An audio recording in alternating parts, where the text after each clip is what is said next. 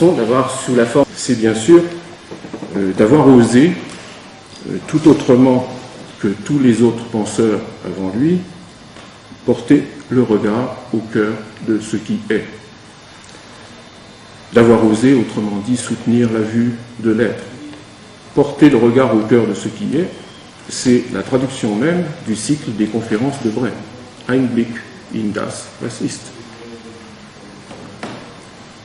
Ces trois opérations que nous devons à Heidegger, l'analytique existentielle, la destruction de l'histoire de l'ontologie, la pensée de l'histoire de l'être comme événement, la pensée de l'Ereignis,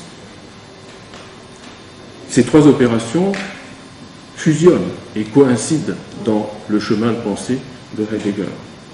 Trois opérations en une. Et c'est bel et bien là ce dont il s'agit aussi dans la fameuse question de la technique. C'est d'articuler toutes ces questions, accéder à l'Ereignis même. Par conséquent, nous avons le plus souvent, lorsque nous lisons cette question de la technique, le premier essai des essais et conférences, une sorte de cécité qui nous interdit d'y voir le chemin conduisant à l'Ereignis et qui en fait une question en quelque sorte d'anthropologie ou de critique de l'anthropologie moderne. Or, il ne s'agit pas du tout de cela, il s'agit bien d'une voie d'accès à l'Ereignis.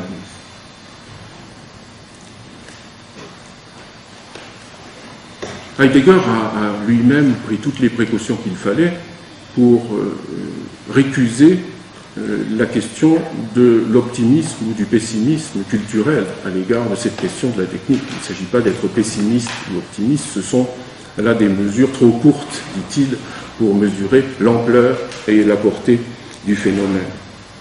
Par conséquent, il nous faut voir quel est le véritable enjeu de cette question, et ce véritable enjeu de la question de la technique, c'est de discerner le véritable visage de l'être.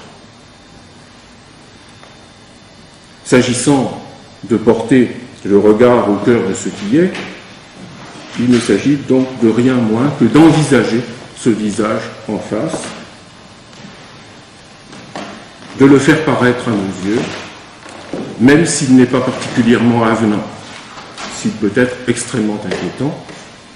Et Heidegger, de façon extrêmement subtile, mais aussi d'une certaine façon paradoxale, sous la forme d'un apax, va nous présenter ce visage de l'être comme n'étant autre que le visage de Janus, la double face du visage de Janus.